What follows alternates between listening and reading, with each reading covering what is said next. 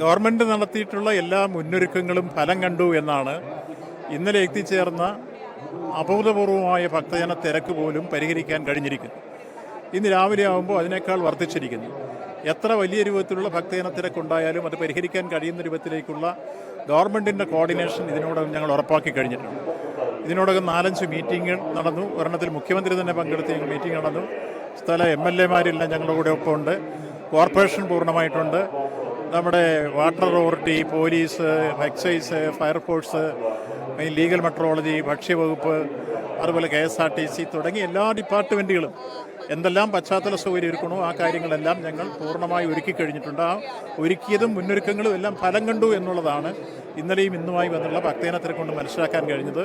ഇനി ഇതിനേക്കാൾ കൂടുതൽ ഭക്തജനങ്ങൾ വന്നാലും അവർക്ക് എല്ലാ സൗകര്യങ്ങളും ഉറപ്പാക്കി കൊടുക്കാൻ ഗവൺമെൻറ് കൃത്യമായി ജാഗ്രതയോടെ എല്ലാ അർത്ഥത്തിലും അതിൻ്റെ കോർഡിനേഷൻ ഉറപ്പാക്കി നിലകൊള്ളും എന്ന് കൊണ്ട് തന്നെയാണ് ഞങ്ങളെല്ലാം ഇവിടെ കേന്ദ്രീകരിച്ചിരിക്കുന്നത്.